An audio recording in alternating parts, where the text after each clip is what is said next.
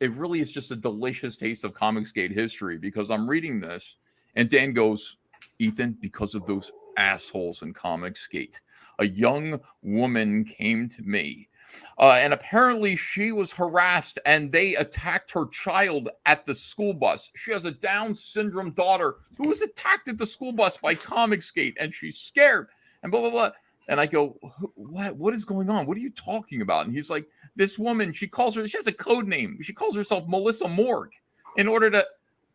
Melissa Morgue went to Dan's slot and made up this whole story. Melissa Morgue was a man. Married man, pretending to be a woman. Really? And Dan Slott fell for it or was involved with it or something like that. I don't know. But holy shit, that was amazing. Absolutely amazing. Completely manipulated. It's a honey trap. Of course. Honey pot. And I don't think that's a honey trap.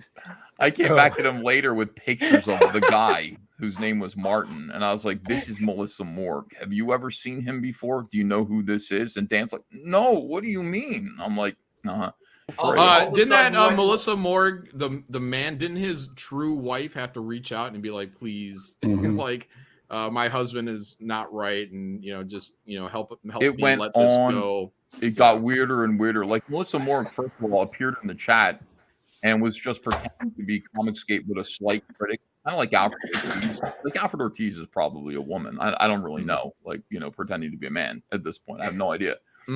But wrote to me and said, I guess I'm public enemy #1. But I said, nobody should feel harassed in my chat. You're definitely welcome to be there. Just send super chats, et cetera, et cetera. And then it got weirder and weirder. And Melissa was threatening. Melissa was saying that she had been threatened and her child was threatened and all this stuff. It was a man pretending to be a woman. I don't mean like Max Visaggio. I mean, like, really honestly, with no actual home life pretense of being an actual woman. This guy was pretending to be this character, hired a woman on Sciver to read dialogue for videos. Feminist videos. Oh, wow. Yeah, Von Klaus was in chat, and he said he found Melissa Morgue's voice actress on Fiverr, and we exposed it by hiring her. Lol. That was great. Wow. Oh, so Melissa Morgue was absolutely amazing. And so finally, I know there's something up with you. The ultimate thing, what really brought it all down, is Melissa Morgue faked her own death. So I get a message one morning. And I think a few ComicsGaters may have gotten it, but it was a picture of a woman. It was a murder scene with a real woman with her throat slit like this. And somebody with another screen name said, I hope you guys are happy. A ComicsGater crept into Melissa Morgue's house and finally did what we all knew was going to happen. Melissa Morgue has been murdered because of Richard C. Myers. And I went, what the fuck? Like, what are you talking about?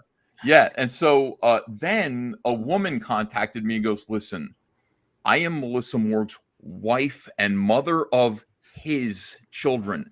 My husband has been portraying this character now and has now just faked a death and a murder and all this stuff. And I feel like my family is spinning out of control and we're going to really pay for this. Please have mercy on us. Understand he's a sick person. And that was the end of Melissa Morgue. Morgue. But we got how embarrassing your wife finding out your double life is a fucking weirdo. Holy shit. Right? You got to let your wife know in advance, like I did. It's like, Aaron, you missed all this. I mean, you're respectable. You were not a part of this weird charade that we all went through. It's freaking amazing. The lengths that people go on the internet. It's unbelievable. Crazy. Yeah, like basically. Richard C. Meyer came out and made some critical videos of Marvel, and the whole infrastructure of the comic book industry went insane. And you had to be there in 2017 and 2018 to actually witness how extraordinary it was. And he wasn't saying anything that was wrong.